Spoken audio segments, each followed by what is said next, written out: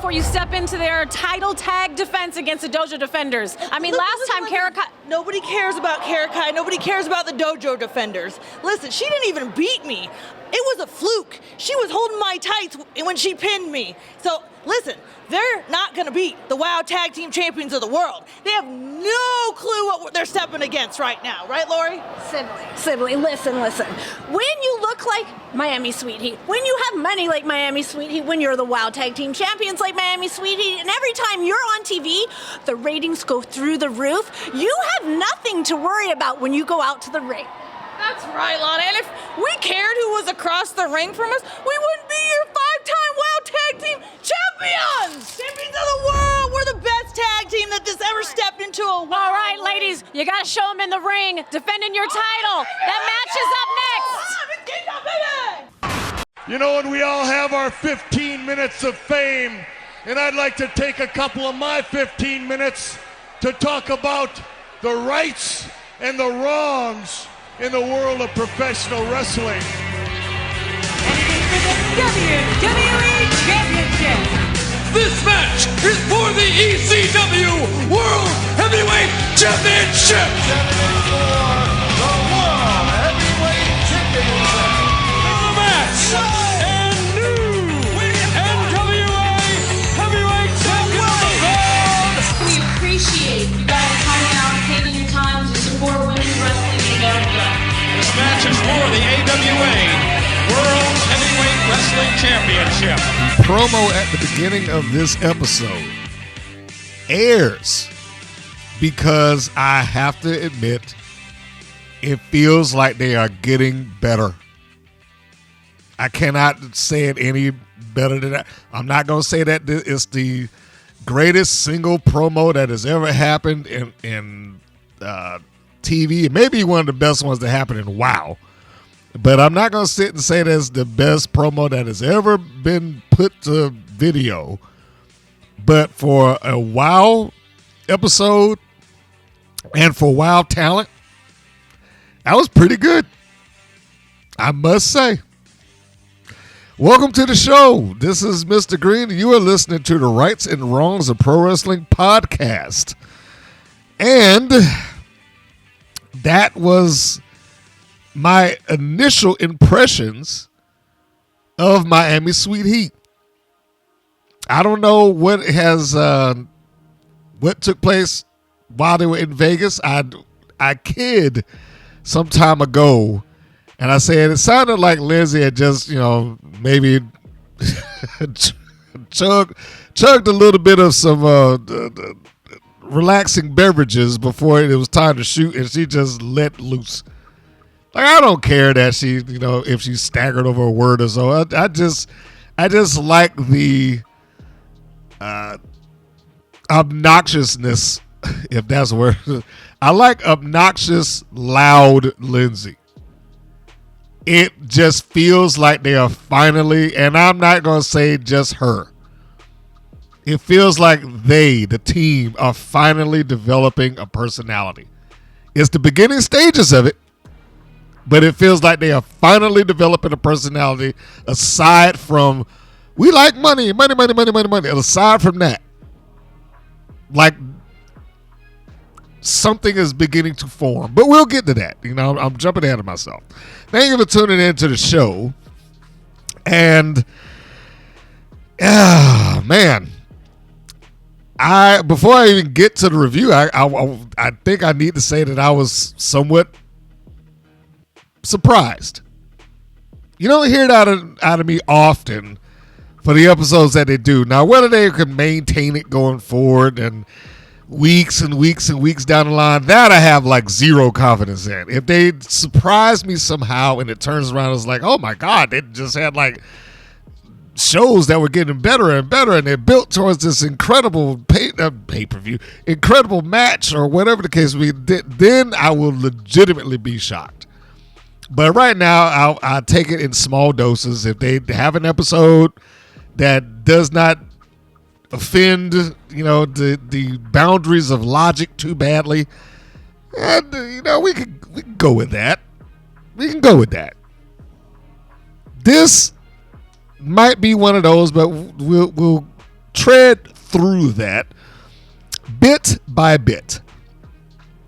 But before we do that, a brief reminder that these episodes were attempted before with the previous, I shouldn't say the previous microphone, but my other microphone, the one that picks up everything. And because of that, now this one, 173, I didn't even bother to finish out what I started to try. I probably got maybe, 10 minutes into it before I was like, I'm not doing this. Same thing with the one preceding that. I tried and it just, So because of that, there's going to be some time discrepancy here.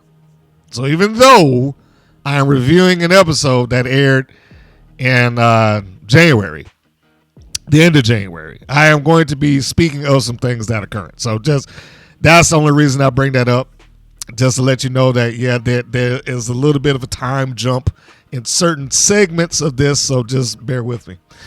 That being said, to get this train moving, let us go to the news, views, and updates, or at least an alternate version of it. So let's hit it. News, views, and updates.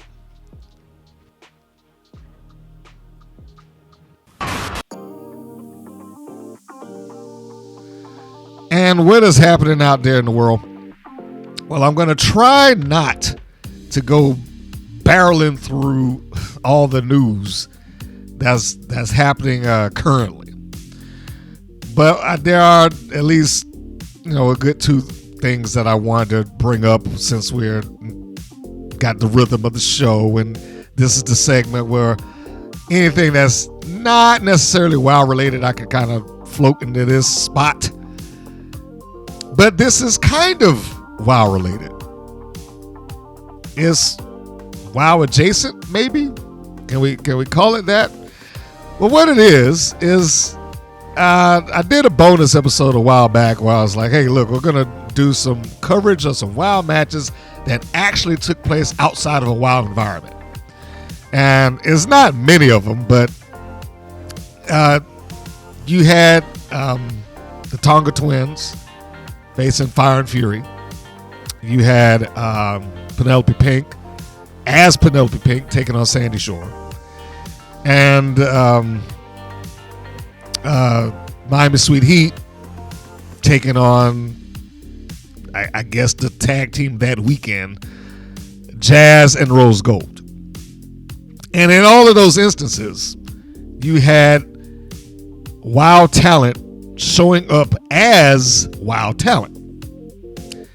This match, however, is a little different. I know I ran the promo for it in the Talking the Talk segment at some point, but I never went and looked at the match at the time. That match is Simone Williams taking on Marina Tucker. In the WoW universe, it would be Princess Aussie taking on Penelope Pink. And one of the things I found interesting to me is I like Marina Tucker. And I like Simone Williams. I don't know how used to them flipping position of babyface heel I am. Now, they both did absolutely fine. Absolutely fine. It's just, I think I'm just so used to seeing, and I expressed that towards Tucker in particular.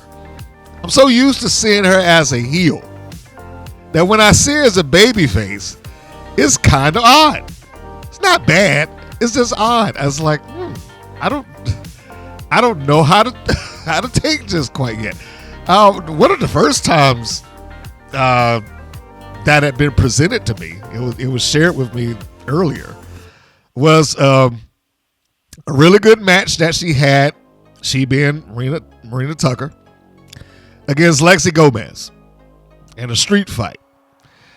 I hope I can remember to put the link in there. But if you haven't seen it, I'm going to suggest that you go and find that match. Let me say it again. Lexi Gomez versus Marina Tucker street fight. If you put that in, it will come up. I am going to endeavor to try to remember to put the link in. But keep in mind, I'm barreling through a lot of hours worth of content as I am talking. So, that is one match that you should look up. But the one that I'm talking about specifically is labeled the Monster Match. Now, I do believe that both of these matches exist under the same promotion. That's Pro Wrestling Action, PWA.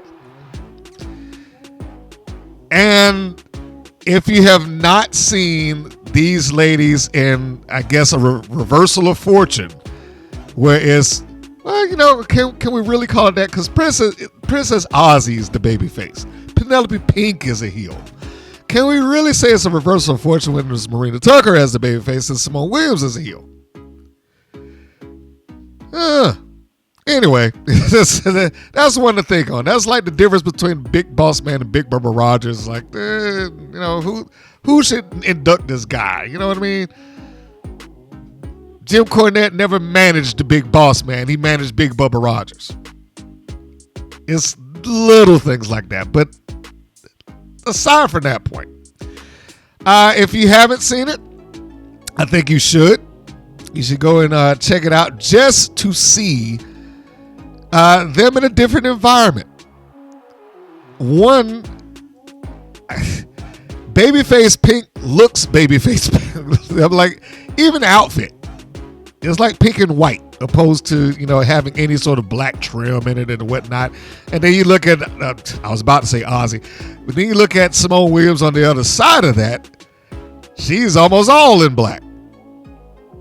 And I think these two, probably in no small part to interactions on the internet, or the interactions on the independents and interactions within WoW, have a fairly good chemistry together. I do want to see them in a maybe not. Do I want a longer match? I don't know if that's not necessarily what, but a stronger competitive match. I mean, this is competitive. Don't get me wrong. I'm not saying that this is non-competitive by any stretch of the imagination. But what I am saying is that I think that these are two people that are probably due to get better the more often they face, much like you have with most rivalries. The Flair Steamboat thing didn't happen out of nowhere. The Kurt Angle and he who shall not be named, Chris Benoit, that didn't just happen out of nowhere. It took a while. These guys, they had to find the chemistry. AJ Styles and Daniels and so on and so forth. I do believe that if there are other promoters out there that would take that match and give them different circumstances and different gimmick matches, time limits, scenarios, etc., you might get a different crop of style of match, something that they could really put on. Well, they could put this on the resume, but something that you'd be able to point to, like, look how good they are. I don't know if you really get that when you speak of them as it relates to WoW, which is kind of shocking to me that they would probably get more attention in terms of talking about how good or bad the match is with wrestling fans off of this independent promotion than they probably would on their nationally syndicated broadcast show, which is somewhat amazing, really. But outside of the match, I also want to say that I thought the production was really good. I mean, it's an independent promotion. They do not have millions of dollars, and they still made this thing look very clean.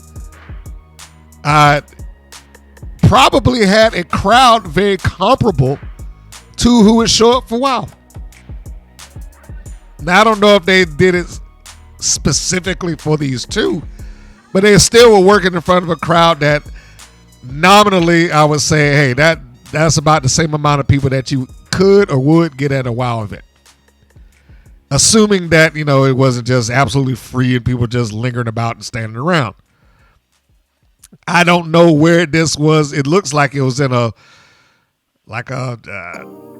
hotel ballroom, maybe. It kind of looks like that. But it was a very, very, very clean shoot. And I have to bring that up. And of course, the commentary. And I especially want to say that about those guys for the previous match, the Lexi Gomez Tucker match. Oh my gosh, they were a breath of fresh air. Breath of fresh air. Did not have to hear them constantly yammering on about somebody else's name at the end of every damn sentence. I mean, give them some credit. If you have not seen Evil Princess Ozzy or Evil Simone Williams, you probably want to check that out just for the novelty of it. Her out there down talking children in the audience. Just evil. The kind of thing you expect Tucker to do is what I keep wanting to say Ozzy. Is the thing that Williams was doing here. Yanking the arm, working on it, going up to this. I mean, the little girl probably couldn't have been no more than maybe 8 to 10 years old, somewhere in there. And Simone is walking up there giving her crap. Oh, boy. There's an evil streak in that redhead somewhere. There's an evil streak in there. And surprisingly, there's a little bit of good in old Tucker there, despite what she might want you to believe on WoW's television. She actually acted like a reasonable human being and wanted to do right by the people, and was cheered, I say, to overcome the odds of this dastardly villain. Who would have ever thought it? Simone Williams. I do not want to give the result away, because just in case you decide that you do want to watch it, but it is always a little fascinating to me at this point when I do get to see some WoW talent take place in matches that exist outside of WoW, to see the differences in what they do, how they do it, how they present. Just when they have a little bit more freedom. Now, I'm not advocating for the freedom that, like AEW would do. Like, hey, just go out there and do anything you want, guys. Just staple dollar bills to your head and just stick these pig skewers, in your forehead and whatnot. I'm not advocating them, running out there doing that. I'm sure somebody will. But it seems like they have a little bit more freedom and control over who they are and how they present. Aside from them being babyface or heel, I'm pretty sure the promotion has more to do with that than anything. But if you fancy seeing a WoW match that is not technically a WoW match, or officially for that matter, I will say go and seek this out. Title again, Marina Tucker versus Simone Williams, PWA Marvel's title. The event, Monster Mash 2025. And they put up the entire match. The only thing that I've ever really kind of looked at in the match and it seemed kind of, I can't say odd, different. Williams seems to have this almost running in place thing down. I don't know how or why, but it's like she is about to take off running, but like a live action cartoon, she almost kind of runs in place for a second before she makes any traction. But that's neither here nor there, and it does not distract for the match. So just if you get some time, go and check it out. That is enough about me ranting and praising the match. The WWE, the biggest wrestling promotion in the world, is now going for their next round of WWE tryouts. And apparently there have been several people who have been invited for these tryouts. And as of right now, as of me recording, there are several names who have been invited by the WWE to come and try out. Some of them you may know, including Notorious Mimi, who apparently was formerly Sloane Jacobs in NXT. Promise Braxton, who some of you will probably remember was the opponent at at ROW Heart and Soul against Natty Neidhart. Fallon Gray, Valentina Rossi. Now, some of you might not remember that name, but you certainly will remember Adriana Gambino. So she's got a chance. All we can say is that she's got the opportunity. Whether she can land it or not, that's a different issue, but good luck to her. I don't even know how to pronounce Arika Dima. Yeah. If you're out there, young lady, I'm sure you can correct me. And then there's also Nikki Blackheart. These are the names that are listed at this time. I think Blackheart just won the MPX Women's Championship, beating Abaddon. So that would leave an interesting situation if she did, get the call like, "Hey, we're gonna bring you in." That would mean effectively, like a lot of people, that it's time to drop this belt because I can't stay here. Either that or walk away from it and vacate it. Hopefully that will not be the case. But seeing this list of individuals that's there, I mean, my biggest push and hope is Promise Braxton.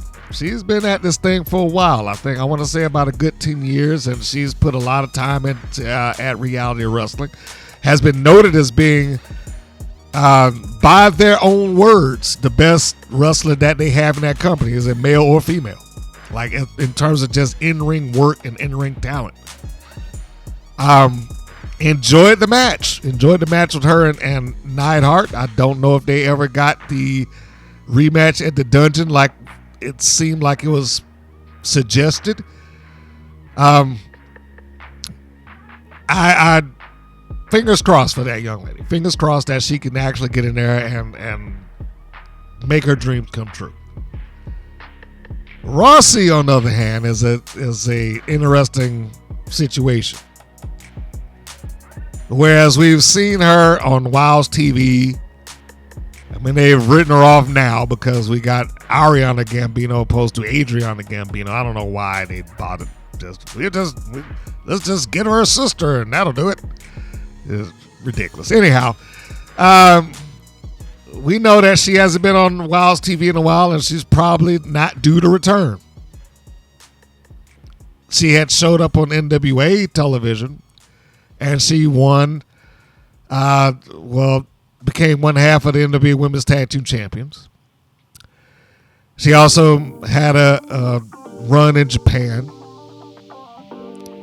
It seems like once they get out of the orbit of WoW, they start doing a bunch of other stuff. And this does not appear to be any different. It would not shock me if they took her in just because they enjoy the gimmick. Like, she is more of a character than Promise Braxton is. Promise is more like just a straight wrestler. Now, her personality is big.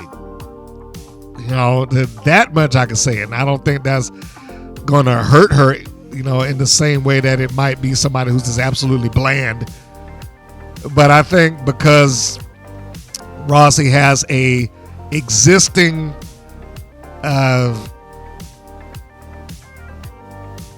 mafia-based gimmick, you want to call it that. And I do believe that there's somebody that's in NXT that has that somewhat already, like it would feed right into it. Assuming, of course, that the trial goes well. I mean, the trial could be something else entirely. But just on the assumption that everything went fine, I can see that. I can see her just sliding in and being, they're going to give her a different name. Let's be honest. They're not going to keep Rossi if they can give her something else. And then she would be, the second person that has a wild background that moved on to the WWE. Imagine that. The only difference is that she actually was a wrestler before she got there, opposed to, all due respect to Nikita Lyons, who probably had very little wrestling background before she ever stepped foot in WoW. And I'm sure when she got to the WWE, she realized how much she didn't know. Which is what a lot of the WoW talent probably have not realized at this point. They haven't realized the things that they do not know. Anyhow, that was just a brief little applaud moment for those individuals. Hopefully, we will see some of them appear on WWE's TV, and I say that for their benefit because I'm sure that this is the big dance for them. This is the brass ring. This is the first step to them trying to achieve the next step. They can't say that I want to be a main eventer in an NXT pay-per-view or PLE if they never get to NXT. And they can't say that I want to be a main eventer or a champion in WWE main roster if they don't get through NXT. And so on and so forth. So this is the first one. This is the first hurdle that they may have to jump. And I'm hoping for their sakes that they're able to jump it. Okay, so now that we've gotten that abbreviated version of the news, views, and updates out of the way, let us move off into getting ready to do the full review. So we're going to take our quick break. Come back. We will hit you up, and we will start the review. Stay tuned.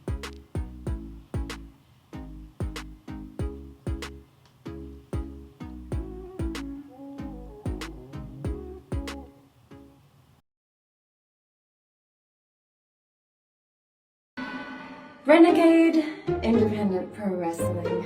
You may not know my name now, but on September 7th, at I Got 5 on it, you're gonna know who Kimber Fox is when I take on Little Miss Crash Out Cutie, Alex Quinn, for the Queen of all IPW's championship. And when I win my Georgia Wrestling debut match, I will bestow that crown upon my head where it belongs. And Alex, you will not only crash out, but you will crash and you will burn. Well, here we are in Anderson, South Carolina. And after spending a whole night here, I can honestly say I used to think that West Virginia was the armpit of America. Now I'm positive that it's Anderson, South Carolina. I've already been paid. Like, I'm ready to go. UCW is lucky that my pops brought me up better, but if you want to see me, you need to come today because I ain't never coming back. If I win, that belt is going with me. See you in the ring. Ding, ding.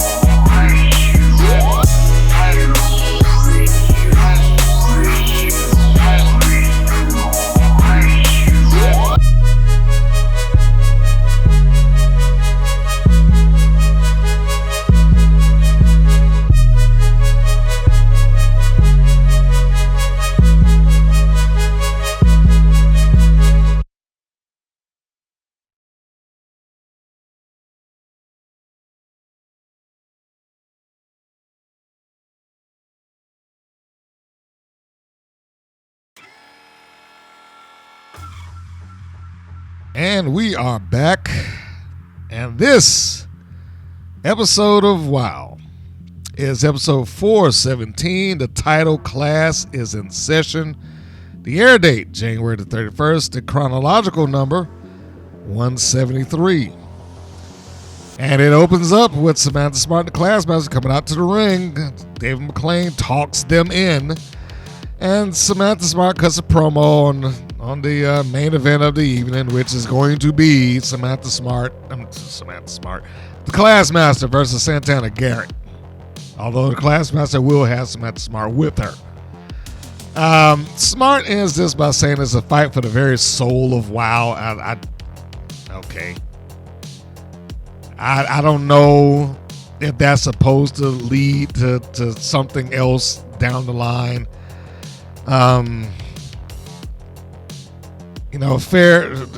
Full disclosure, yeah, when I saw some of the spoiler videos, I can see if they were going to go into some sort of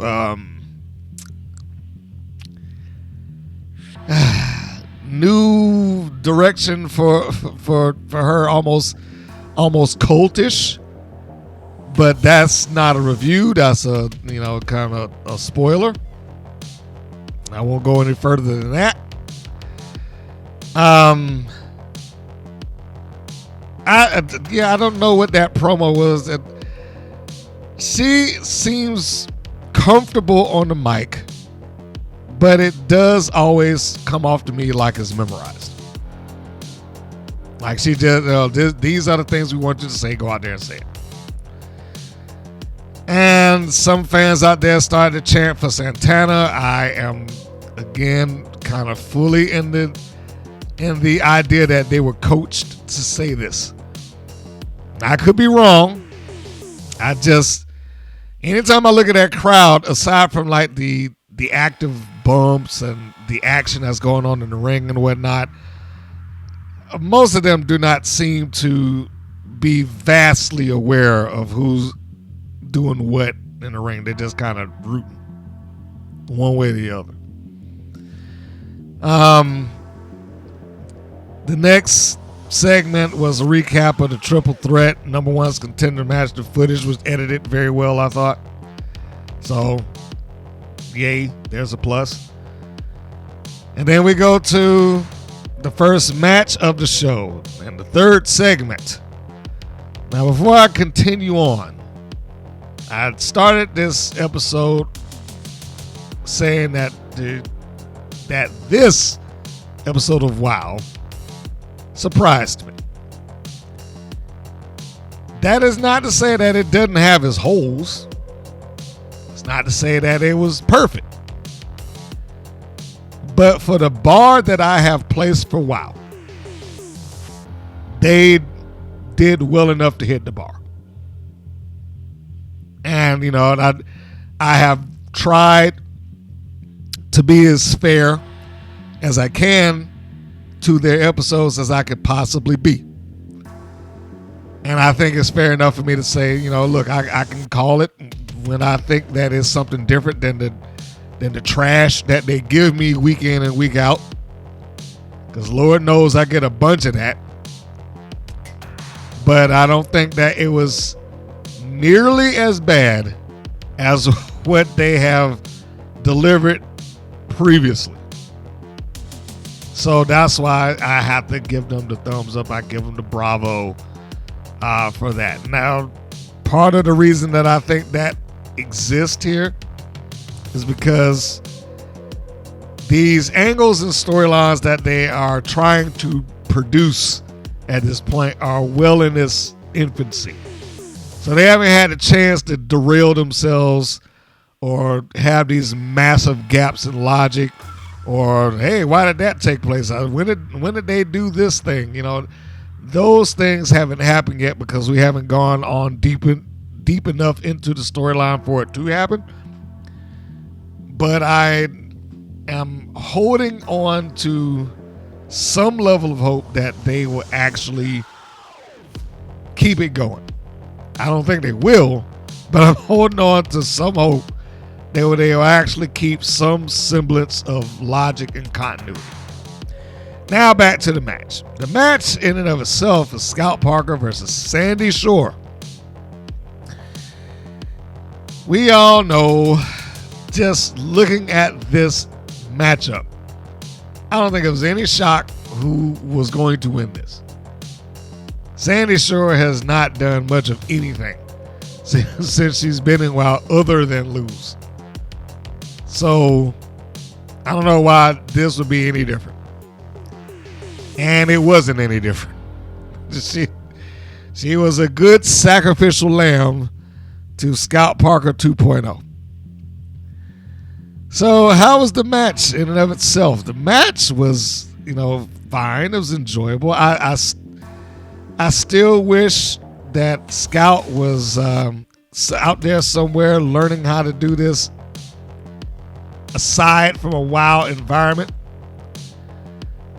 But I don't think that that's going to take place for whatever reasons. She's probably a WoW girl through and through and doesn't want to try any other place. Who knows? But the first thing that I noticed is I was like, is Scout a babyface or a heel? I can't tell. When we saw her before, she was going toe-to-toe, move for move, hole for hole with Ashley Blaze, and it was kind of presented as, and we're even Steven here, and we have some level of respect. Like Blaze is like, give it up for Parker, y'all. And I can't imagine doing that for your heel opponent. And then we have this where she just doesn't seem to be in heel mode. Not really talking a bunch of trash. When she was ice cold, she had a certain air of arrogance and disdain about her when she walked out to the ring. It doesn't seem like that's the case here. She doesn't have that anymore. She seems relatively comfortable with people. Doesn't look down on them. Doesn't really jaw with them. Doesn't have any ill words. She just does her Scout Parker thing. She tests the wind and she looks out into the crowd and she walks out there and stands on the second and third rope, and that's about it. And for the most part, I don't know if her in-ring work would really make me feel like, man, that's a heel there, or she's a bad guy, or I don't get any of that.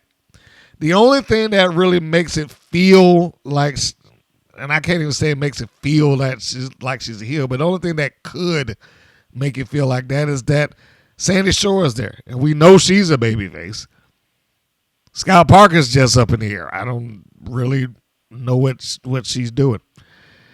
As a side note, I guess it's official that Sprout Greens, her tag team partner that took over half of the year to go put some air quotes around this, go protest somewhere that WoW allowed her to do for on TV land months at a time, and then show back up, have her 3 matches, and she's gone again. I was like, was it even worth it?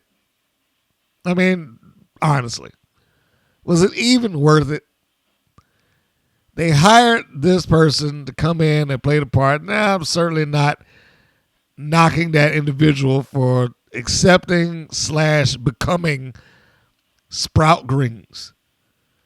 But was it even worth the time for WoW when they invest money, resources, time into individuals to come and be on their show that ultimately don't want to be a wrestler, or there are things that's going on in their life that's more important than being on WoW's TV? And so they get lost into this. There's a lot that maybe I should look at the list and see how many people have actually turned over the course of the years since WoW has come back. But I think it's been a significant amount.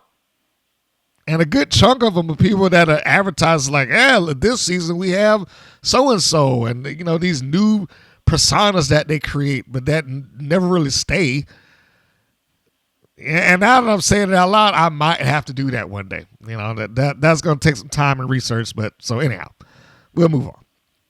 During this match, the commentators spoke about the Dojo Defenders scenario. Of course they did, because they had to talk about it.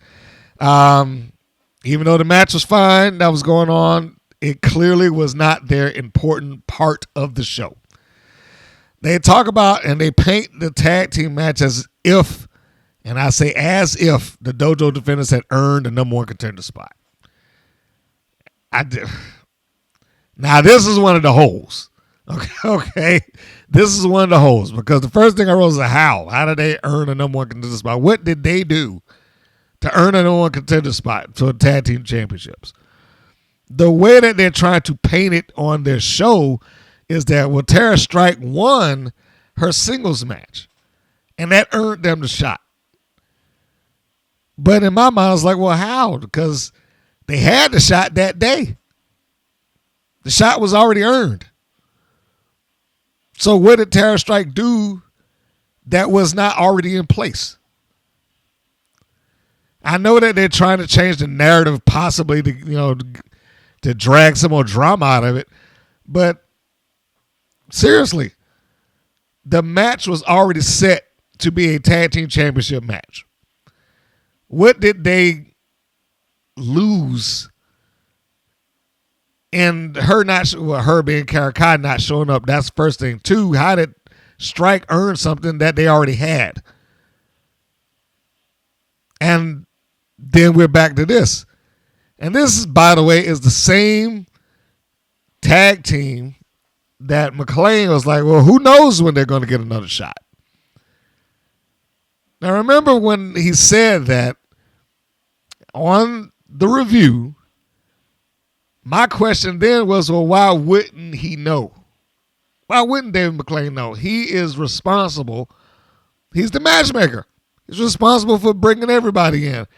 He's responsible for putting the matches together and who gets title shots and who doesn't. Why wouldn't he know? Why wouldn't he be aware when they get another title shot? Why wouldn't it just be a case of what actually happened? You can't do it today. Okay, we will put this off until your partner's here. That's one of the things that I have issue with the story there. Like I said, once it starts going into storytelling mode, that's when you start getting the holes poked in it. But I have an issue with that story there, just because what was the point of, oh my gosh, my partner's not here. I don't know what to do. Can you just give me some time until she shows up, and then she has the singles match and she gets the tag team championship match anyway? There was no stakes there. And the consequence of that situation was almost immediately resolved without having to do anything about it. It's not like they had to, David, please, I didn't mean to miss it. You didn't see no scene when it was coming in there. Just give me another chance, one more opportunity, please, please, please. Nothing. They just show back up one week like, we got a title match. So, and I know none of this is relative to the Scout Parker Sandy Shore thing. I know I'm supposed to be reviewing that, but they brought this up during the course of the match, so it just made me think about it. Anyhow, why don't we get to the match in and of itself, which, like I said, it was fine. Scout, I still have some faith in, and I want to see her do well. I'm not completely taken on Cartoon Scout. Maybe I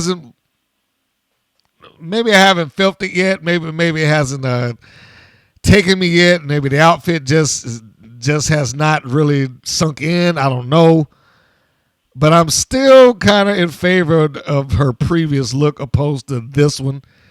I mean, maybe they just like, it's time that we wowify you or something like that. I don't know. That sounds like something they would probably do or say. It's not colorful enough. Let's get us some stuff with some color in it so people can see. I don't know. I still prefer the other one, but, whatever. Now she just looks like a wow girl. She looks like all the rest of them. I will go and say also, I used to have a problem with Scout Parker and her facial expressions during the course of the match. She always used to look like she was just ready to start laughing or like I'm having a great time in the ring. It's fun. It always felt like that for a period of time. Much better now. Much better now. That there is improvement with the facial expressions while she's in the ring. And you cannot, knock that. I think that's you got to give it a thumbs up. You got to give it a credit for at least making the effort. I know she probably is not in control of her outfit, so can't really go in on her for that. It was a moderately paced match. Nothing too fast, nothing too slow. Did fine. You got to see a reasonable showcase of moves by both parties. But as I said at the beginning, it's probably very unlikely that we were going to see Sandy Shore do anything in this match beyond lose it. She, as much as I might like her, individually, and thank goodness she is no longer attached to that sinking ship or the anchor that's Spring Break 24/7, unless they're going to just magically produce some new members, which I would not be shocked at all if they did. But in any case, good for her that she's not there, but unfortunately, she's still Sandy Shore.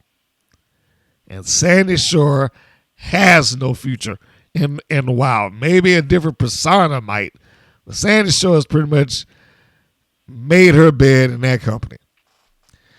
So how did this match end? For as nice as it was throughout, and it's not exceptionally long. I think the match in itself is probably about 4 minutes.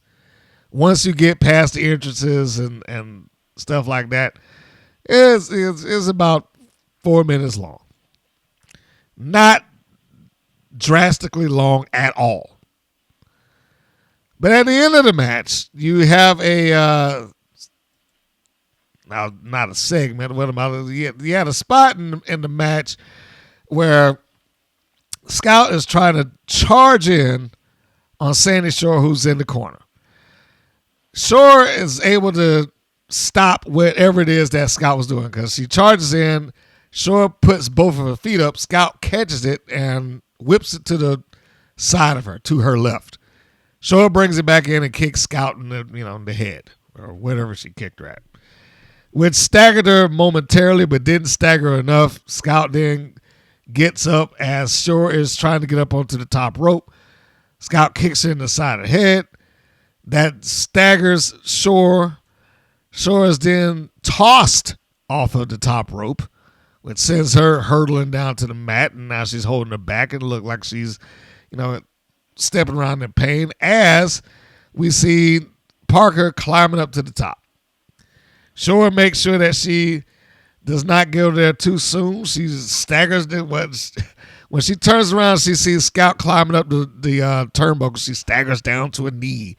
So she's still fighting the effects of being tossed off of the top turnbuckle.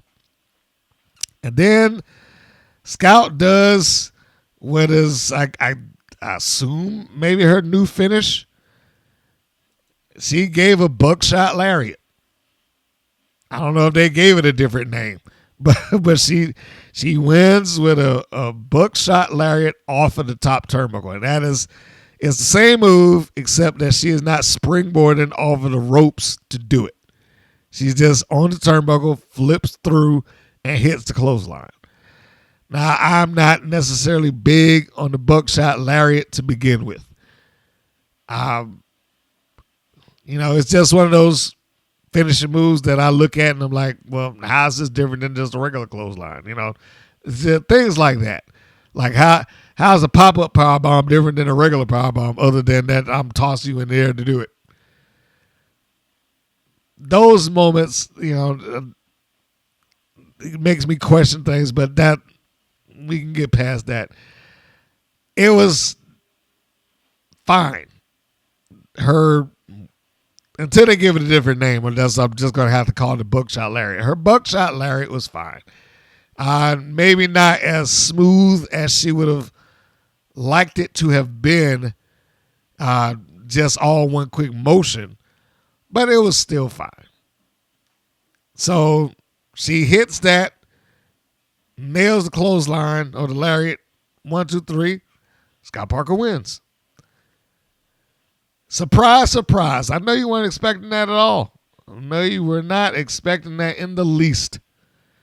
But she wins and she gets up and she looks very pleased with herself and just kind of moves on. I have to repeat, I do not know if Scout is supposed to be a babyface or a heel in this. It was a fine match. But am I supposed to like her? Am I supposed to dislike her? I don't know. Can't tell you. The next segment. Catalina Speed is approached by Veronica VaRoom. Excuse me, vicious Veronica VaRoom. We have to put the alliteration in its full glory. And VaRoom is essentially pitching being her manager. She says she sees Speed as a champion. And I wrote, why?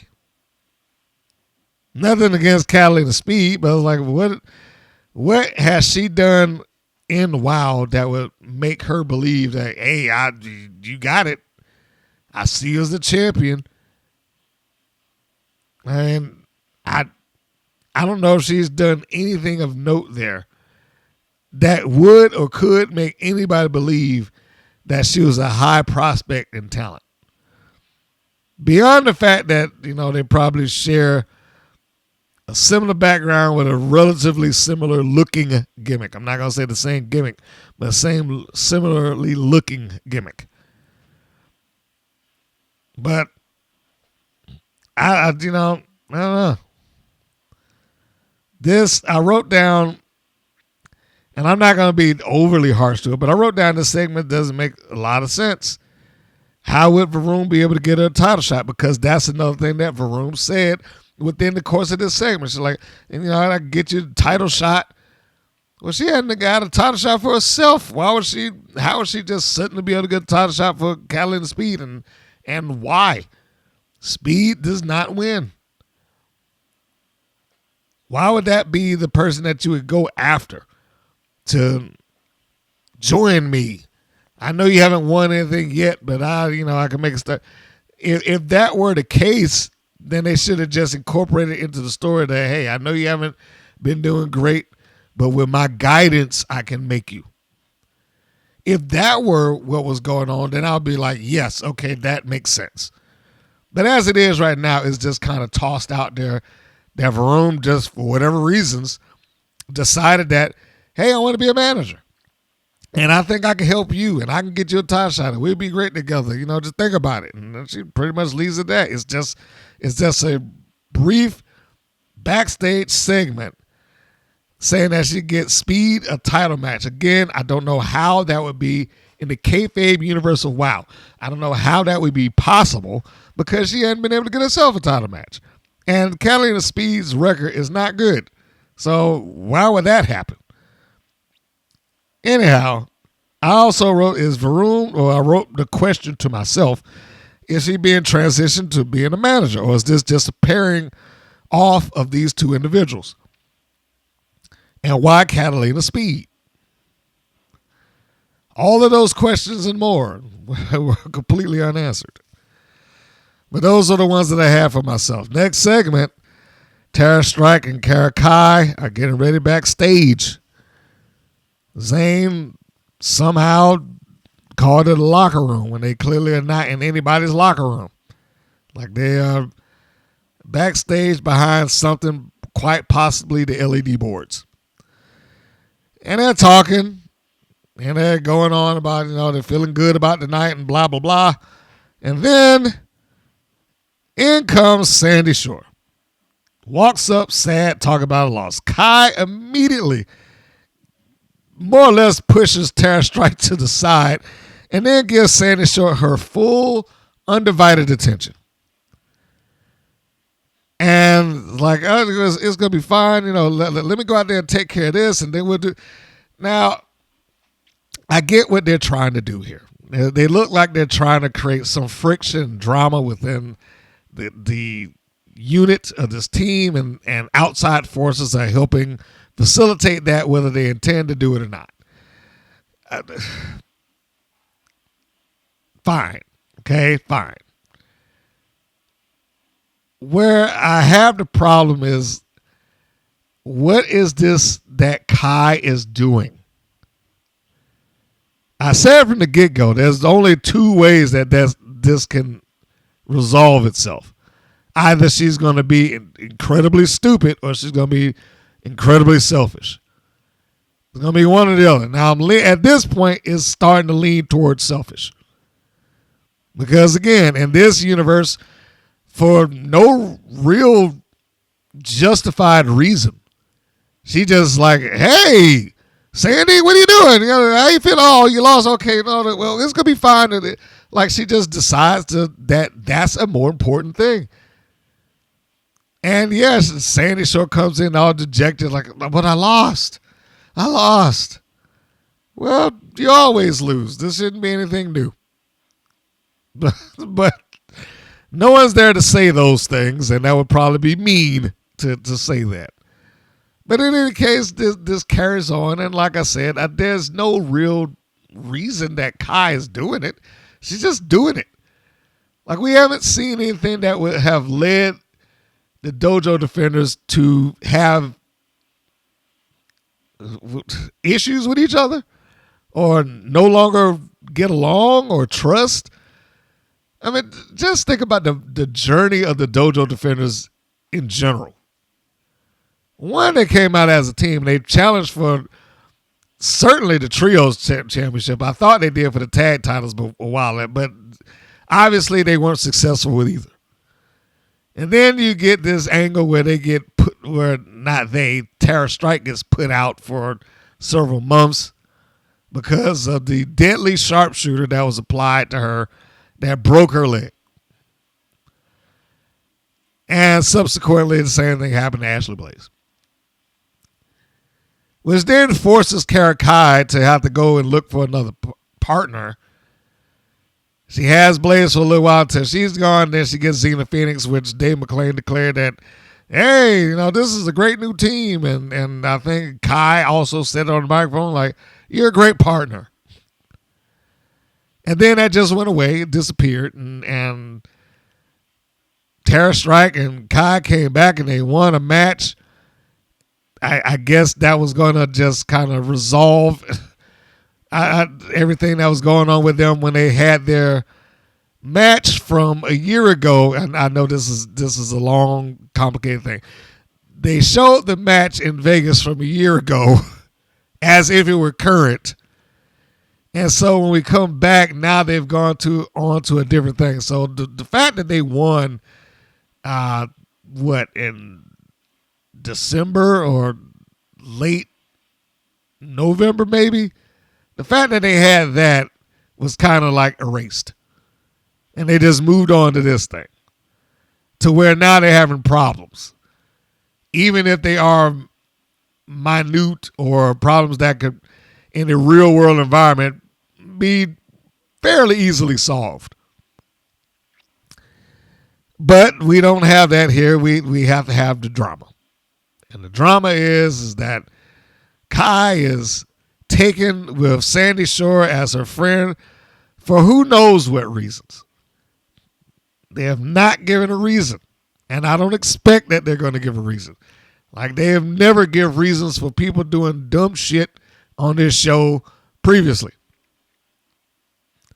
So as that's taking off, and that is going on between the two of them, and Tara's just kind of standing around dumbfounded, Ashley Blaze pops up out of nowhere. And she comes in to, hey, guys, what are you doing? Blah, blah, blah. You know, pretty much the same thing she did last time. And the first thing that I thought when I looked at this is like, this looks like somebody saw a WWE backstage segment and said, let's do that. Well, we're going to start off with the camera on these two people. Then somebody else will walk into the scene. And then somebody else will walk into the scene. Now, when that happens in WWE land, it's usually met with applause or cheers or that, because they're seeing the star that they want to see on the screen pop up. Well, of course, we didn't get that here. You just saw people kind of show up. So it felt like a small version of a WWE segment. And honestly, by the time we got to the end of it, beyond the fact that Ashley Blaze more or less told Tara Strike to her face in front of her partner there, well, if you need me, I got you back. She just reinforced it. I shouldn't say it like she just blatantly threw it out there like, hey, screw her, I got you. I don't mean like that. I'm just saying she reinforced it. Well, I'm around if you need me, that type of thing. Where is this going? Like I said, when I reviewed this a couple episodes ago, it's amusing, but it's amusing for all the wrong reasons. So I'm not saying that this is part of the good of the show either. It's not horrible, but it does remind me. It's like, yeah, even when I have an episode that I don't necessarily have a problem with, there's something there that I have a problem with. And this is one of those things.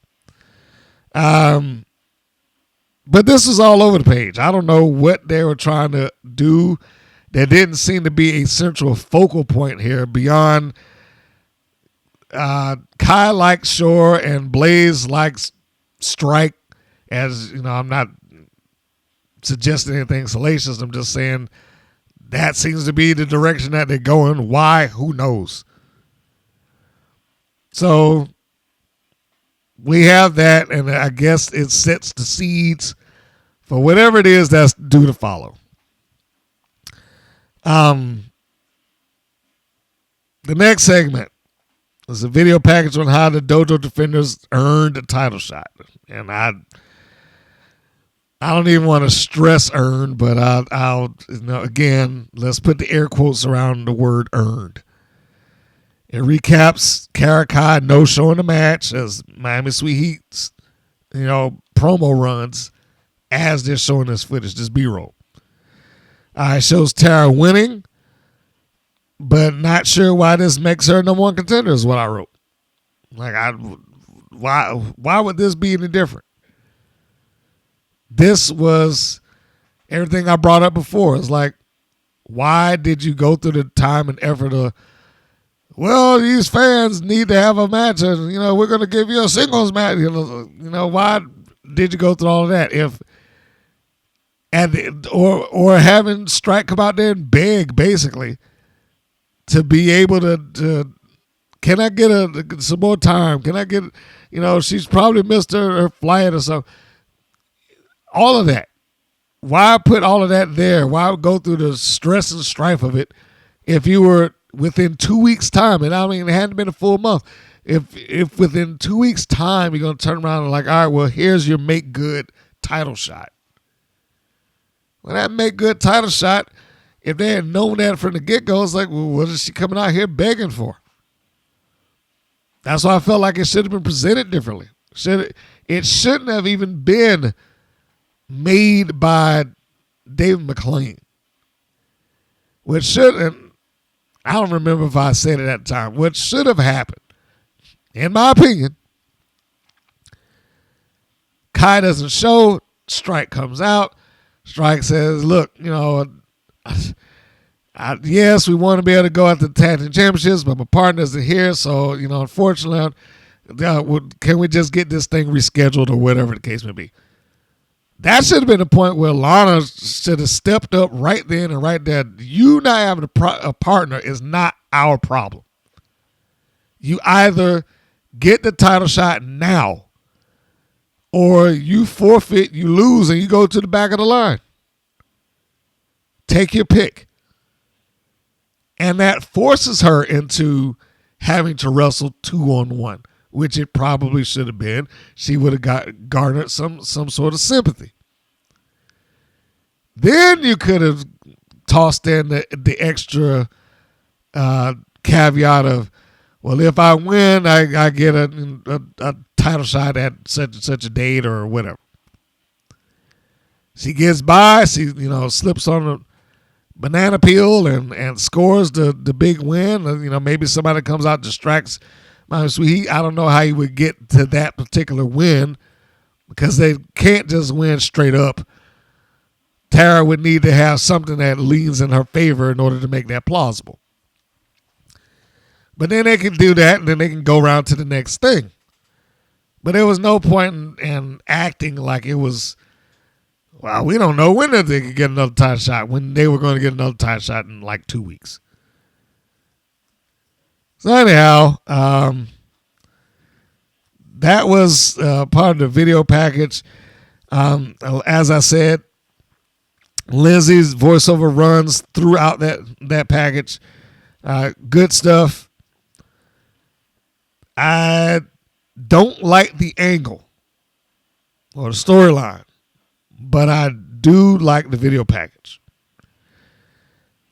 The next segment, Sibley Scoles, backstage interview with Lana Star, Miami Sweet Heat. This is what you heard at the beginning of the show. Lindsay looks like she's found or is starting to find her voice as a wrestler. Lana and Laura did well here too. And Sibley held the mic. I mean, she said some stuff, but Lindsay cut that off immediately, which I loved. It completely and I will say I loved it selfishly because it completely reminded me of somebody that I talked to when we were cutting promos, and it was like the same style of promo or same content. It's like, don't get on here and admit that you lost. Lie. You're heel. Lie. Tell her you weren't tapping out. You was reaching for the ropes. That was with Brooklyn Creed, by the way. And it worked. And it sounds very much like a similar prospect here. She's like, nobody cares about that. And she didn't even beat me. She pulled my tights. I was like, yes. Good. Lie about it. She didn't win. That was a fluke. And she should lie about it. So I was like, great. That is wonderful. Wonderful stuff. And Lori gets to say, like, if we cared, and this was a good line out of her, to say, if we cared who we was standing across the ring from, we wouldn't be your 5-time tag team champions. Which makes absolute sense. It's like, if they cared, we wouldn't be the champions right now. The heels do well on promos. The baby faces, for whatever reasons, just seem to not have it. They don't have anything to say. They don't have any retort. They don't have any, zingers or good lines or somebody who's a great orator to be able to say things and like, oh man, get you interested in it. Most of the baby faces there just simply do not have that. Don't know why, they just don't. But I thought that all parties in this, including Lana Star, was good. Lana, as stated with Penelope Pink, and I didn't think it was going to exist beyond Penelope Pink. I thought Lana and Pink had a good chemistry as a duo. Not that she needs to talk for Pink. In much the same way as you could, identify several wrestlers who probably didn't need somebody to actually speak for them. They just were a extra component to the package. You probably didn't need a Paul Heyman to speak for Ravishing Rick Rude. He was just there. Now, him speaking for Brock Lesnar, I can see that because Brock's, by his own admission, not a great talker. Rude was perfectly capable and fine with talking. But Heyman added to the package. Nick Bockwinkel, great talker, great promo. But Bobby Heenan added to the package. And you could probably go down a couple of more of them. Like Heyman and Punk. We all know that CM Punk can talk. But Paul Heyman added something to that package. I would go so far right now to say that not just with Pink, but she add something to the package of Miami Sweet Heat. They had already looked the part. Now I think they've started to grow into who it is that they're supposed to be. So kudos to them. And I will repeat, I don't know if she is being handed a script, bullet points, being told what to say, or what have you. But it's nice to see how well she does with whatever it is that she's doing, whether that's off the top of her head or whether it's written ahead of time. I'm going to assume it's off the top of her head, but I need to find out. I need to reach out and see if there's anybody that can say, hey, no, she's just doing this. She's just boom, in the moment, and she becomes this person. But all of that to say is that they being Lori, Lana, Lindsay, they all did, pretty well together, in my opinion. The L's have it, and they are doing better work now than I can recall them doing in a long, long time. The segment, the match itself. The Dojo Defenders versus Miami's Sweet Heat. The Defenders do come out first. I don't know what else you could say about them other than they have their general look. Nothing wrong with them. Look good. I would say Strike probably looks more focused of the two if we were going to go judging off of that. Kai just kind of seems to be happy to be there. And maybe she is. I don't know. Then you got the champions, Miami Sweet Heat. Well, before I even do that, I would be remiss if I skipped over bringing up Katie Marie Jones again. Because I had gone on and on and on about her in prior podcasts, saying that she hadn't developed who she is. She's just been a clone of Lauren Hunkel. I believe that was the young lady's name, if I remember that right.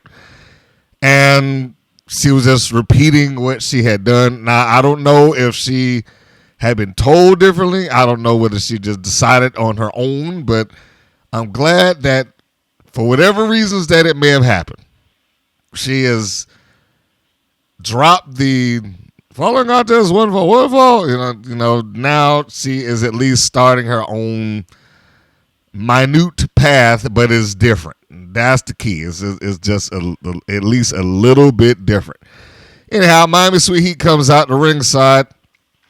Lana Star is waving some money around. This is the same money that she had in the interview segment with Sibley Scoles. She had a big wad of it, and almost comically like a fan. Now, of course, we knew that all that wasn't real money. I'm pretty sure if that was real cash, she wouldn't have walked out anywhere near anybody in Vegas with that much money in her hand freely. She does take the stroll around along with Miami Sweet Heat. They walk by the commentator desk, and then you hear Dave McLane act like he's never saw money before a day in his life. Oh, hey, all right, give us some money, honey. I was like, yeah, okay. And then he's surprised that it's not real. What? This is money they printed. This is Miami Sweet Heat. So yeah, he got to do some of his David McLane stuff. Even when he wasn't involved in it directly, he got to do some of his David McLane stuff. So I guess bravo to him, I suppose. Now we can say that Katie gave a little bit more of a closer attempt to a big fight feel introduction. Everybody was in the ring. They weren't waiting until they all got in there. I mean, they wasn't waiting as they did coming down the ramp. Everybody was in the ring. Everybody was introduced. And boom, she gives the introductions. And I say good. And that started off with the twins trying to jumpstart the match. But, of course, the babyfaces take control. So, the evil team of Miami Sweet Heat were not able to gain the advantages just by jumping their opponents. No. The Dojo Defenders fought back.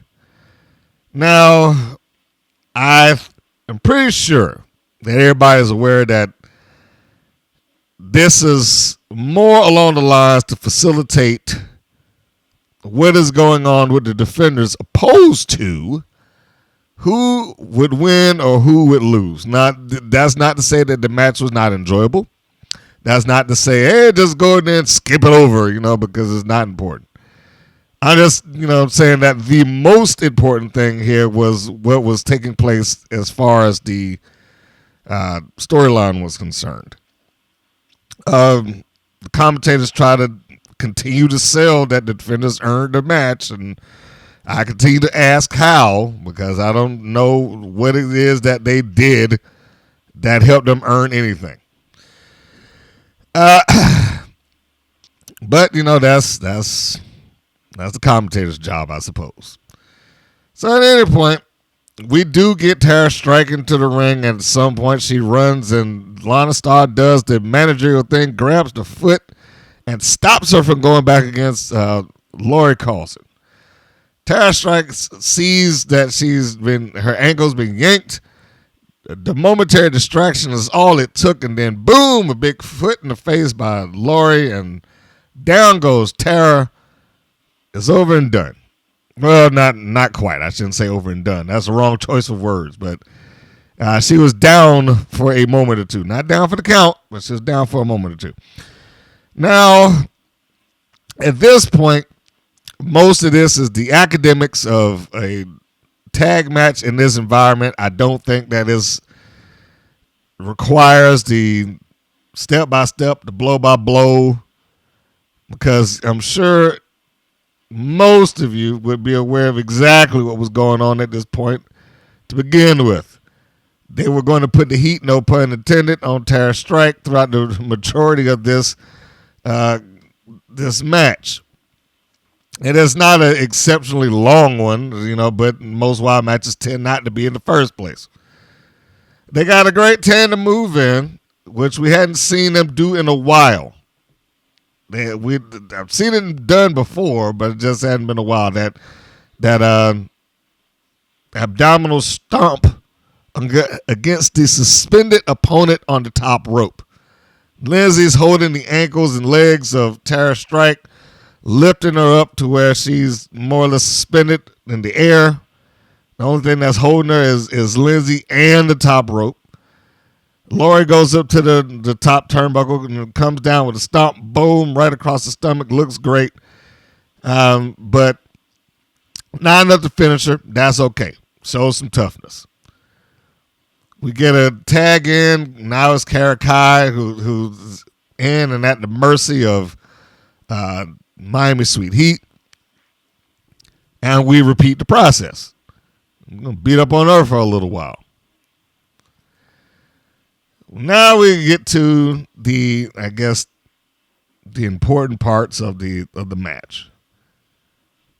Oh, but I forgot the slingshot spot. I want to bring that up because when I saw it, it was a little bit different than what I'm used to with the slingshot spot. We've all seen it done one of two ways. Either they take their opponent with the suplex thing and drop them gut first, and then boom, right across the stomach on the top rope, and that would be the impact.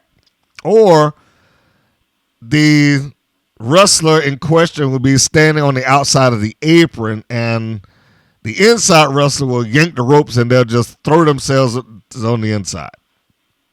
We've probably seen that dozens of times, right? Well, here they had a little bit of a change on it, and I'm good with this change because at least the physics of it looked like it made more sense than somebody I'm going to pull this rope and then I just cannot stop myself. I just hurl myself into the ring because the ropes yanked me in there. Well, in the case of Kai, when she is placed onto the top rope and the twins hang her more or less out to dry, they snap the rope. They pull the rope and the rope then looks like it just slingshots, not Strike, who am I talking? Kai into the ring so that, the not the impact of the rope, but the momentum of the rope does the work for him. And I was fine with that. It's like, that was done a little bit differently, but I could at least buy into the idea that it could be done. I brought that up specifically because I know within the ring, within the course of the show, when we was watching this take place in the ring, you had several people in the room at the job that were like, ha, ha, ha, ha, look at that, and they didn't understand it. And I know, just like I've talked about with them before, for whatever reasons, well, I know the reasons, but for whatever reasons, when something is wrong and wow is just painted across with a broad brush. And once they start believing that one person is a screw up in that place, everybody else is one, and then they start looking for problems even if the problem isn't there.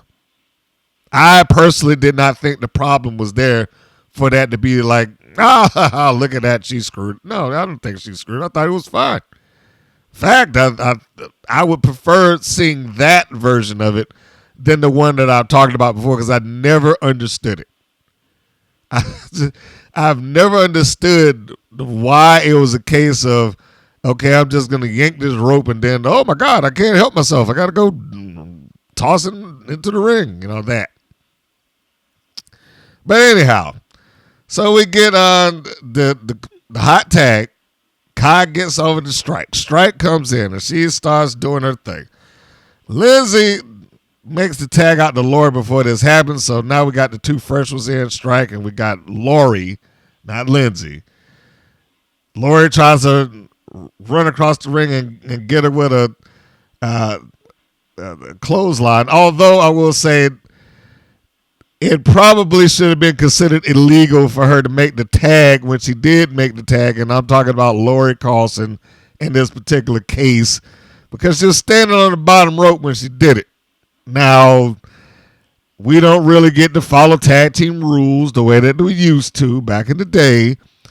But that would have been considered an illegal tag at that point because you're trying to leverage yourself a little bit more room. You're not supposed to be off of the apron in and of itself to make the tag, which she was. So, just take that with a grain of salt. I'm sure the referee did not care, and nor did whoever was producing the match. So Lori goes in. She tries to deliver a big clothesline. She came in with some thrust on that thing too. You got to give it credit. If Tara Strike didn't duck underneath it, it at least looked and felt like if she had to duck down, she might have had her head taken off.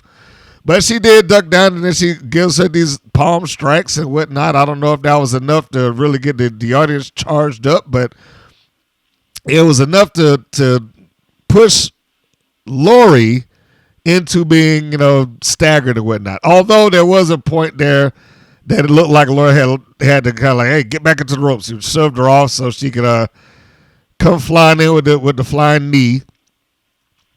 And she nails her. Now, this is where we get the good old miscommunication spot. So now, after escaping the devastating flying knee, Laura's able to kick out. She's brought up to her feet. Laura looks like she's about to whip Tara Striker to the ropes, but that's reversed. The reversal is met by Kara Kai making a tag. Once she makes the tag, the Strike apparently didn't feel it because she came over and she hit Laura with a sunset flip. The referee's like, no, I can't count. You're not the legal person. She gets up.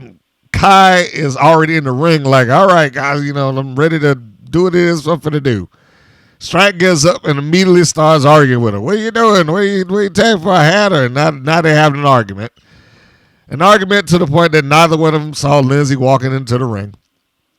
And she basically just walks up and just shoves Tara Strike into Kara Kai. And then Tara Strike is gone. She's done. Kai is then discombobulated just enough so Lindsay just kind of casually picks her up, hoists her into the Fab Jab position. Lori comes down with the elbow. 1, 2, 3. There we go. They pin her and all's right with the world, I guess. Because Tara Strike couldn't make it in to do anything about it. It is probably still the most protected finish that WoW has. The Fab Jab combination pin or elbow drop, sidewalk slam, whatever. After the match, Lindsay cuts the second promo, and it might be her best one to date. It's just started to feel more natural, like she believes what she says, opposed to just spouting out words. I wrote down Lana and Laura do good too, but Lindsay was a star here. Next segment, Santana Garrett cuts a typical wild babyface promo. It not overly generic this time. It was better than what we had seen. It's just not where it needs to be quite yet. It's still, in my opinion, lacking in content.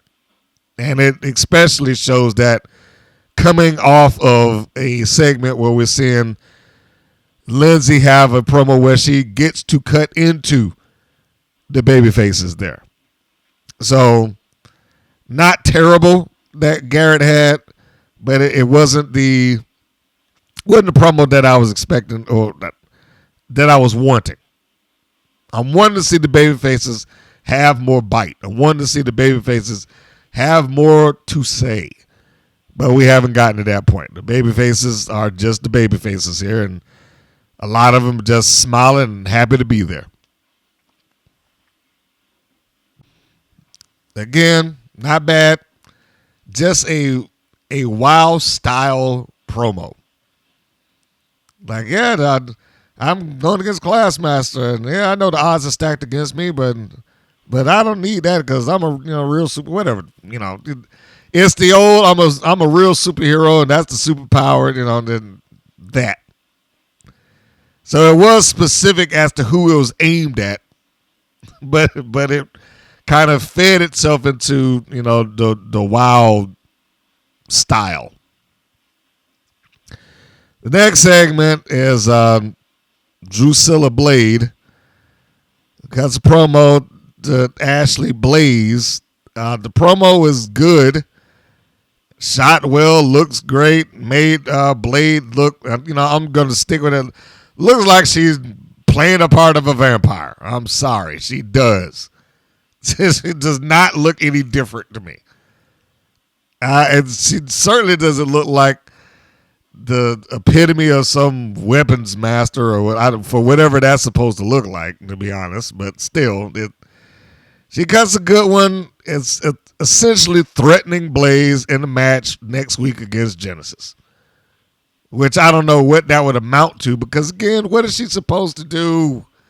What is she supposed to do? She ain't cutting anybody.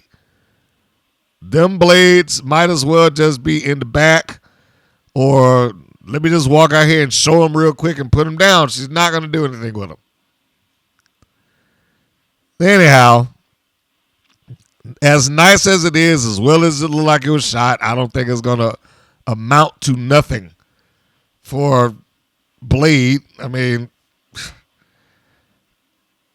like I said, what can she do? Seriously. Next segment. Lil J Boogie. Ugh. You know, there was a point in time, sometime last year, that I thought I was free of that, but apparently not.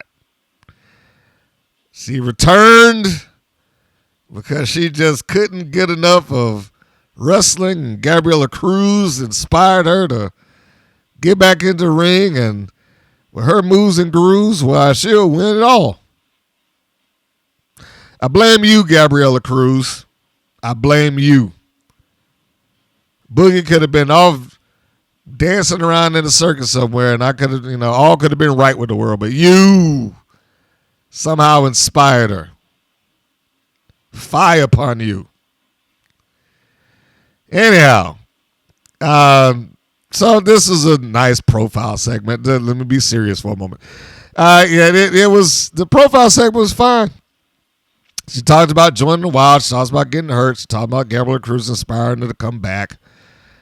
And I guess, okay, I honestly don't know what specifically Gabriella Cruz would have done that would have been inspiring for her to come back that no one else on the show did not do. And I'm not saying that as a knock to Cruz, but I'm just saying it's not like she had some massive comeback angle, like, the promo where you get knocked down, you get back up, or she had the fight of her life, or she had this incredible match, or I'm just thinking, it's like, and of course it's her choice and decisions and all that stuff. I just don't know what it is that Gabriella Cruz could have possibly have done that would have inspired anybody. And I'm trying not to be mean to her, like that. But yeah, I just, what, how? I'm not even sure she did anything massively significant. But anyway, they show B-roll of them practicing, and it sounds like scripted material. It probably wasn't, but it sounds that way. This was seemingly to introduce the team of J Boogie and Cruz. It had a good purpose, but it seemed silly and unbelievable. That's how I took this. Because even with the B-roll, first off, it all felt staged. I mean, every bit of this felt staged, which it was. But as she's talking about it, it sounded like it was supposed to have been a more natural thing. Like, yeah, we went down to the gym together. Just like what the gym that this camera just happens to be at, the where it's not moving. And I showed her some of my moves and grooves, and it was like, how many goddamn times I'm gonna have to hit moves and grooves? So, like anytime that she seemingly has something to say, it has to incorporate moves and grooves in there somewhere because she didn't know what else to say. So anyhow, you see them doing this, and you see her showing how to dance, but we also see Gabriella Cruz allegedly showing Boogie some of her jiu-jitsu and choking somebody out and whatnot, and it just seems silly. None of it looks like that she's actually practicing. It just looks like she just rolling around having a good time, like, hey, don't choke me too hard. So there was no effort to make it seem, sound, or act serious. That was their choice to make. Next segment, Samantha Smart gets a promo on the Stupids and Santana Garrett. I'm sure everyone is shocked and amazed that she came out there and cut a promo on the Stupids. Much like Boogie and her moves and grooves, if there's any consistency or anything that you can count on within the course of that, is that she's going to label somebody the Stupids. And so she does. And she basically says that they need to win for the good of WoW. And I wrote, why? Why do they need to win for the good of WoW? Not that I expect her to have a legitimate reason, mind you. But if we're going down the path of the villain has to believe that they're right, they have to have a reason to believe that they're right. That's the way it works. You just don't throw a villain in and hey, this person believes that they're correct when they're saying completely false stuff. They have to have some shred of truth within that can be twisted into their world's logic. If you're looking at, cinema villains, perhaps comic book villains or something along those lines, when they start giving great backstory to them, you could probably make the argument for several of them that, well, maybe they aren't as bad as, they were perceived, or possibly the way they were written a couple of months ago or something like that, like a Magneto or Dr. Doom or whomever. They just needed to believe in their own cause. Regardless of how, what the cause cost everyone else, they needed to believe it. Doom, as a character, I'll use him because, we're around the corner from Avengers Doomsday. In the comic, he is written as such to where I want to conquer the world. Now, if you leave it at that, then it's just he's a one-note villain. He's black and white. But as a character, he's written as I want to conquer the world because it's the only way that human beings will function in harmony if I make them do it. This is for the greater good of humanity. Can't you see that? Because under my iron fist, everyone will have to get along. And I'm the only one that can do it. I'm the only one with the fortitude and the will to make this happen. He has his twisted truth. It doesn't work for everyone else around him, but it works for him. Samantha Smart doesn't have her twisted truth. It's just, we're doing this for the good of WoW. Well, why? What is winning the WoW championship going to do, even if it's a very loosely knit reason? What is winning the WoW championship going to do to save WoW? And save it from what? What danger are they in that she perceives that it needs to be saved from? Things like that. It just, we haven't really addressed those things, and they hadn't gone any further than just the basics of they're the stupids in Santana Garrett, and she needs to win the championship. Classmaster. Who apparently still doesn't say all that much, although she has said probably more this season than she did the entirety of last year. Hopefully this will amount to something. Fingers crossed. Next segment, McLane goes back into Garrett wanting to win the championship for her father. Every time he does this, I feel like I have to put the disclaimer out. I'm not saying that she should not, nor am I saying that she doesn't want to win it for her father. But this narrative that he's been carrying on with, it's just like he's trying to find something for you to sympathize with Santana Garrett with. Because when has she ever said this? When has she ever said that, and I need to do this for my dad? I lost him. I promised him I was going to win that championship, and I'm going to do it. When has she ever said that? It's like she suffers from the same thing that a lot of wild girls suffer from. Dave McLane has to be your storyteller for you. Now it's a little better now, but I don't remember her ever getting on the microphone and saying that. All her promo time has just been very generic. Other than the mention of a name, it's been very generic. This father narrative has been carrying on too long for Garrett not to have mentioned it herself by now. That was the note that I wrote. This has been about a year. It's been too long for her not to have at least brought it up on her own. But she hasn't, so, whatever. Maybe some weeks from now, it'll just suddenly come up out of nowhere.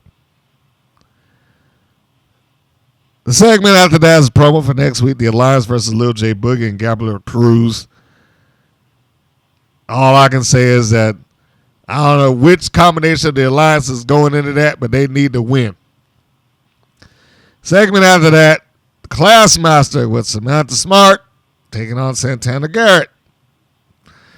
McLane again reinforces that Garrett wants to win for her father. Just said it. Same rules apply. Why hasn't she said anything about this herself? Why? If this is her motivation, if this is the narrative that they're trying to get across, if this is the thing that is pushing her forward to go after that championship, why isn't she saying that? Opposed to, hey, I'm a superhero and I deserve a title shot. Speaking of which, why do anybody have to deal with earning a title shot to begin with on this show? It's like some people got to earn it, some people don't. Some people just get gifted into it, some people don't. Genesis, I did a title shot, I've been exiled from this and exiled from that. She is a promo class is what she needs, but still. That.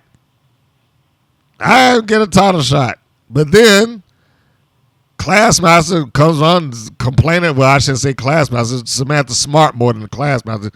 Classmaster is just a big doofus that stands there and nods her head and points at a skull and reads a blank page book. I mean, I'm of the mind that she just needs to change her entire gimmick and stop pretending to be smart and just be the idiot sidekick or the dumb muscle and be done with it. Because I don't know how else you could justify her walking around with a book that just has empty pages.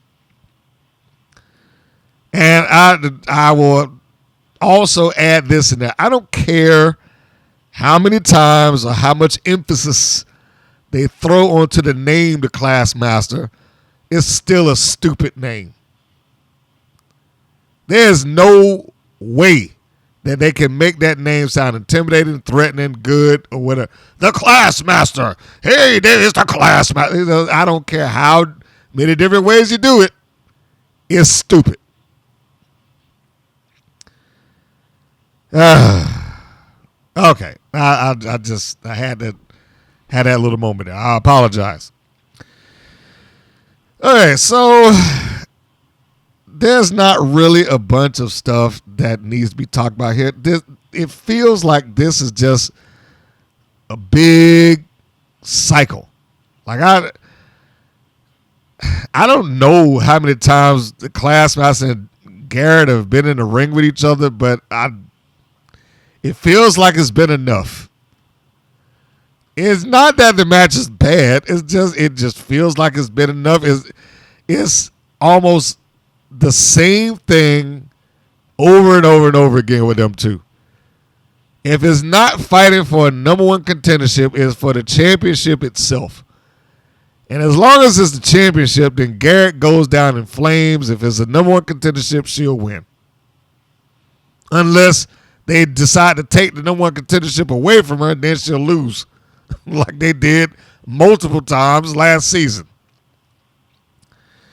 So, the match, passable. It's fine. I don't know if there's really all that much I can say about it. Sure, if you wanted to watch it, I can imagine that it's worth sitting there looking at to some degree. I mean, you just have to get past all the gaga that's in it. Her walking out and them having to do their entrance no matter what. Coming out and stand here and read the book. Let me open this thing and show you these blank pages of nothing. Read a book. So let's move on to the end result of this. Of course, the major change that we have with the Classmaster, if nothing else, is her mouth guard. She's now taken to do that. I guess she doesn't want to, shatter her teeth. Can't knock her for that. I just wish she didn't have such a silly or stupid outfit to go along with it. It's like being a legitimate athlete in a Halloween costume. Now, at some point within the course of this match, and I only wrote this down because it just seemed stupid and silly at the time. The read a book crossface. Look, I get it that she's trying to incorporate her gimmick and her personality into a move, but that thing looked like she could have slipped out of that almost at any given time. Her arm wasn't locked in. I mean, she practically could have just lifted it up and been out of it. The hands weren't clasped because her being the Classmaster, because she's trying to mime the read a book thing. She's trying to hold her hands in the position of a book, which defeats the purpose of the move. I mean, yeah, I understand that you're trying to show this, hey, this is who I am, so read a book. I get that, but it doesn't sell the move at all. It looks ridiculous. It looks like she's like, hey, just push her head forward and break her grip. She didn't even have a grip. And I'm almost convinced that it's not going to be the last time I see it, but man, if she could just, find something else to do, that read a book crossface is not a good move. It ain't. And I'm really not in awe of this match, but there are portions of it where it's like, we know that the referee and Smart and all them are just doing the spots that are there for them to do. As example by Samantha Smart getting up blatantly on the ring with the yardstick and getting ready to hit Santana Garrett in the head with it. Now, she's not trying to hide this in the least. This match that must be won by the Classmaster, because if we don't, all is wrong in the world, and the soul of WoW is going to go into peril or whatever, whatever reasons that she had for deciding to do it. This is part of part of being a manager. You're supposed to do these things when the ref ain't looking, or cheat when you're not going to be caught. What was she going to gain from that? If she had taken that yardstick and she had successfully swung it and hit Garrett in the head, what was she going to gain from that? It's not like the referee was on the other side of the ring. He was standing right there, watching, literally like a foot away from her. So, what was that for? Well, I'll tell you what it was for, because it was to get Santana Garrett to where she could use the yardstick with the referee being caught up and talking to Samantha Smart. Look, I wish I could say that I had a better way for them to do that off the top of my head, but there has got to be another way for them to accomplish that. beyond just stretching credibility. And, okay, well, I'll just get up here and take a swing, and she'll yank the yardstick out of my hand. The referee will then chastise her down to the floor, and I'm going to stick my head out through the ropes and maintain yelling at you, even though she's back down on the floor now, so that I can ensure that I do not see Santana Garrett wallop her in the head with this yardstick, which wouldn't knock her out to begin with. It might be painful, but I doubt that it's going to knock her out. So she takes the yardstick away from Samantha Smart. Smart goes down, like I said. And now Garrett super kick and then hits her with the yardstick. What good is her super kick? Any other time she nailed that thing, they go flat on their back. But conveniently, somehow, I guess she hit her with a medium-level super kick and it just dropped her down to her knees. So Classmaster go down to her knees, and then Garrett cheats, call it for what it was, smacks her in the head with the yardstick. She goes down, I guess, unconscious. I mean, I have to take into account that it is WoW and minor objects will just blank somebody out. So we have that. But because the referee is over there occupied, still carrying on talking to Samantha Smart on the outside for whatever reasons that he happens to be doing it, he didn't see the count whatsoever. Garrett gets up and she comes on, hey, what are you doing? Why are you not counting me? And, I had the match won. The referee's like, oh, okay. Turns around. Garrett then turns around to a recovering Classmaster who charges across the ring and hits her with a big boot, which at one point in time was among her many finishing moves that she never stuck with, including the big boot, I can't say it was like a fireman's carry where she just tossed him out. It was like the expulsion, then the choke slam, and then there was something else. Like whatever finishing move she's got, she just doesn't tend to stick with it. So I don't know whether that was supposed to have been a finish that she kicked out of, but if it was, the audience didn't react to it because they didn't know that it was a finish that couldn't be kicked out of. I mean, they were impressed with the boot. The boot looked good. But they weren't like, that she kicked out in the way that people are when they are attuned to and educated that, hey, this is a move that no one gets out from. They weren't educated to that. And so we have this. Classmaster, after Garrett kicks out of that, then picks her back up and decides to scold her. Like, how dare you not kick, stay down when I do it. When I boot you in the face, you stay down, or whatever she was saying. Who knows? I'm just making up stuff now. Then we get another exchange doing the same thing. Samantha Smart gets back up onto the apron, this time with the book. And as blatant as she could possibly be, tries to hit Santana Garrett with this thing. Now, this is after Garrett puts the Classmaster down. Of course, referee again, he's looking at this. Garrett makes it absolutely clear that this is going to happen because she's reaching out for the book before the book is in play. It's like she's anticipating that Smart is going to take a swing at her with this book. When it would have been equally as, useful for her to either just back up or just shove her off the apron or whatever, right? But,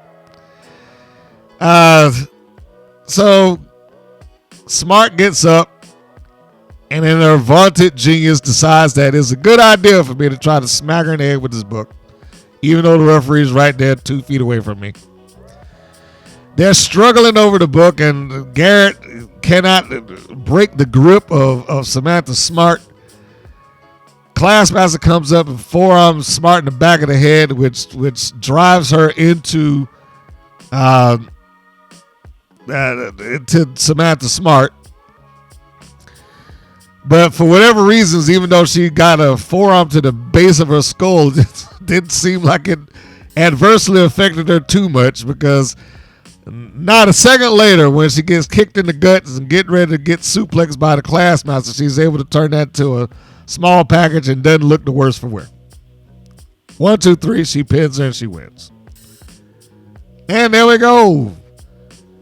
Santana Garrett, for the 50th time, has won the number 1 contendership. Let's see how she screws it up this time. So that was it. that was the show. And despite the fact that like I said, it has its holes. I am not going to sit here and even pretend to act like it doesn't have it. It has its holes. But having said that, the episode in its entirety, whether I looked at it for all the wrong reasons, much like I said with the Dojo Defenders thing, it was entertaining in its way. I would like to see it make some connective tissue to things that have taken place. I would like to see it continue to go forward and make some kind of sense. I just don't know if it's going to do that. Why? Because it's WoW. And WoW has not let me down in terms of his ability to take what seemingly should be a logical step forward and convert that into 5 or 6 steps back. But we will see as time rolls on. And as such, we know that there's another episode around the corner. And that episode is titled Contracts and Confrontations. We're going to read the press release for their next episode, or the next episode that I have in review. As you're listening to this, that is probably already aired. So what is going on with this upcoming episode? Let's take a look, shall we? Title: Contracts and Confrontations, episode number 418, season 4, episode 18. For me, that'll be 175. And it reads as follows.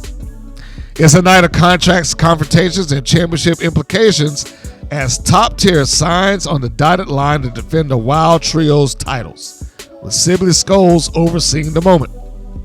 Genesis continues her new partnership with Drucilla Blade as she takes on the fierce Ashley Blaze. Catalina Speed also rolls up for action with a new partner by her side as she faces Kalaki, the Island Girl.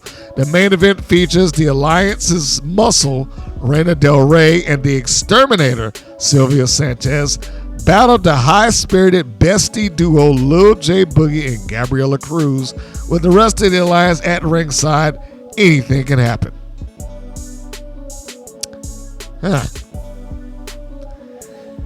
All right. Well, we will stay tuned and see how those things work out. I don't have anything that I'm really looking forward to based on what I just read there. But, we'll see. As time moves on, we will see. And in closing, because, we got to keep this thing rolling along.